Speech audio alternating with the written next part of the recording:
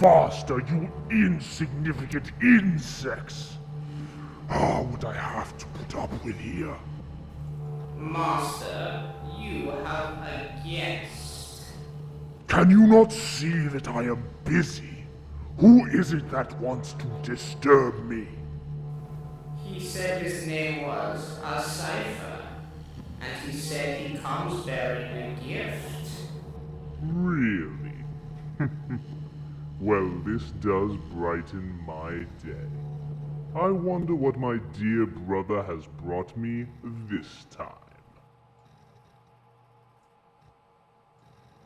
Welcome back to the Forge of Sagas, and today we're going to be taking on a simple but elegant conversion of Belisarius Cawl to make him a member of the Fallen. The Fallen are the final traitor legion that I have to add to my dark Mechanicum, and the enigmatic, ornate form of Belisarius Cawl felt like a great way to introduce these ancient, lost warriors into my force. So let's get started. Obviously, the core of this build is Belisarius Cawl, so we can assemble the entire lower body as it is in the kit. I really like how it looks. It's going to give us that ominous feel. Now, we're going to move on to cutting the torso. Now, this cut is optional. I did it because I was experimenting, and I want to show you guys the process I went through. Originally, I had planned to attach the torso of the techmarine I'm using directly to this stem and get rid of the entirety of this top part of Belisarius Cawl. But, as it turns out, and as you saw, I used a lot more of the original model than I originally thought. I only figured out that I was going to have an issue once I had glued it in place, and I could immediately see that the marine torso would be pointing in a very awkward direction as it laid back. You can see it here. The back would be way too unnaturally arched, even for Chaos standards. This just wasn't going to be workable, so it was back to the drawing board.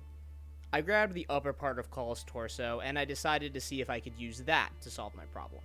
I started by cutting just above his lowest limb to separate that from the torso to see if that would give me a level plane onto which I could attach my body. At this point, I was getting very cautious about this build. I was a little unsure where I was going, so I decided to cut only with my knife.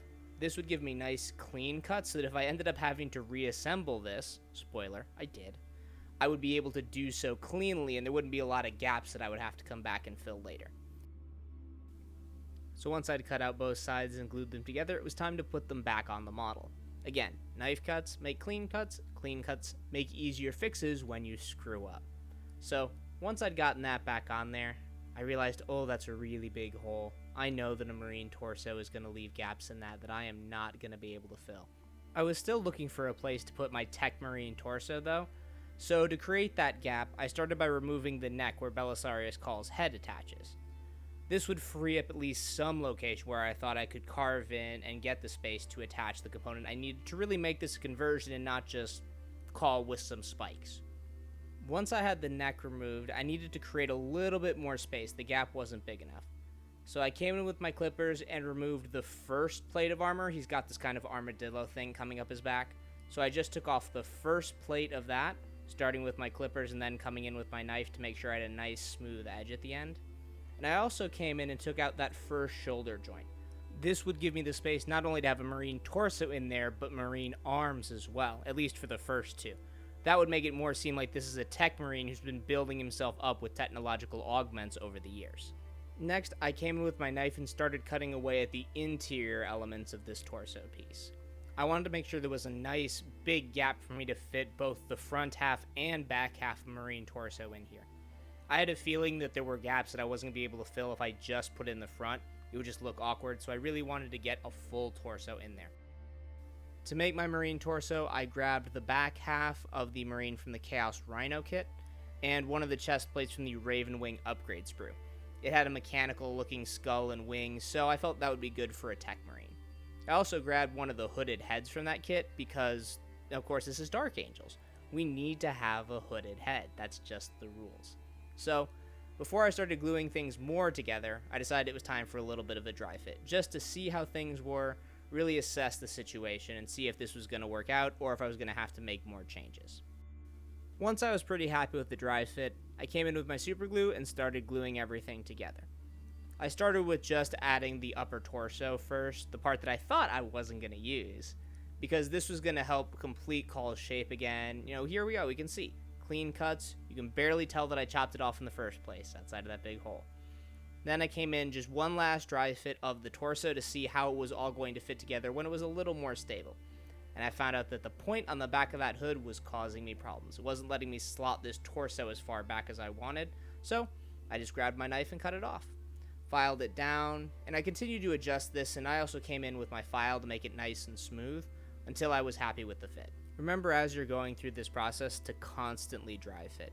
You don't want to end up finding out that you filed down the hood too much and really destroyed that shape, or that now your torso is fitting into the Cawl model at some kind of awkward angle. So, just keep checking the fit, making minor adjustments, and it'll turn out fine. The other big thing to keep in mind is that the contact points for the marine arms remain exposed. You don't want to have to fight with Call's upper torso while you're trying to attach the marine arms. Speaking of arms, I grabbed for his right arm a Age of Sigmar Sequitur's arm, because these are the arms that I have lying around. I converted all of my Sanguinary Guard out of Sequiturs, so I have a ton of these. I cut this arm at the wrist rather than at the elbow, because it gave me a better contact point for the axe arm, as well as creating a little bit of an unnatural proportion where you have bicep, elbow, forearm, and then another elbow and forearm after that. Obviously, you still need this giant mechanical axe, it's the best, so to get it off, you're going to want to cut just below the sleeve of Call's arm. There's a little circular joint where the elbow is, and that's a really smooth cutting point. Just come in with your knife and trim it off. Here you can see with almost no work, I've got a nice, clean fit. The last thing we're going to do is just come in and trim away some of these excess cables that we no longer need. They don't line up with the model the way I'm attaching it, so they can go.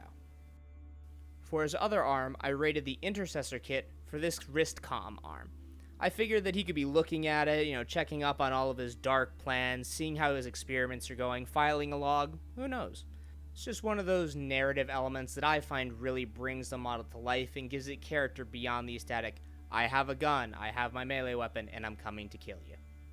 I chose a fairly generic shoulder pad off of the Chaos Space Marine kit. I think this comes out of the Chaos Rhino kit again. I didn't want something truly chaos because he's a fallen. He may have scratched off the Dark Angel's iconography, but he's still closer to loyalist, kind of. They don't have the full chaosy feel, so I wanted something a little bit simpler on this side. You may have to trim Call's armor a little bit like I'm doing here to get a nice flush fit, but as with all things in kit bashing, cut a little, dry fit, cut a little, dry fit, and then once you're happy, glue it in place. With both arms attached, it's time to turn this model from Mechanicus to Dark Angels. The first thing I did was I looked for anywhere there was that Mars skull, and I scraped it off. I'd start with my knife to remove the bulkier details, and then follow up with my file anywhere to get a nice smooth fit for the pieces we're going to add next. I focused on little bits like this Dark Angel's insignia from the Ravenwing upgrade kit that would really reinforce the fallen identity of this model. Since, after all, he's not just your run-of-the-mill heretic. He's been around for 10,000 years, holding on to secrets the Dark Angels would really rather no one find out about. To reinforce that sense of forbidden knowledge a bit, I decided to add these scrolls that came out of the Ravenwing upgrade sprue. This first one I glued on the back, first of all because it hides kind of a slightly ugly joint, but the second one I added down here to help break up the silhouette of Cawl on the lower side and just to add some visual interest. These scrolls and trinkets represent not only his never-ending study to understand the secrets he unearthed beneath the rock, but also trophies taken from conquering his former battle brothers and taking from them what knowledge he needs. The rest of the model you can assemble per the instructions, and once you're done with a quick paint job, this is the end result. Here you see Zedakael, the fallen Lord of Secrets and personal researcher to the Lord Cypher. I hope that you enjoyed this tutorial. I know it's not the most elaborate kit bash, but I hope that anyone who plays Adeptus Mechanicus rules with their Dark Mechanicum army finds this a nice way to get the Belisarius rules on the table in a model that still fits that Dark Mechanicum heretical aesthetic. If you like what you see here and you want to support me, all I ask is that you leave a like, subscribe to the channel, and share it with any friends that you think might be interested in the work we're doing here. You You can also check us out on your favorite social media platforms. All of our pages are linked in the description below. I'm so happy that you chose to join me today for this build, and I hope to see you again the next time we ignite the Forge of Sagas.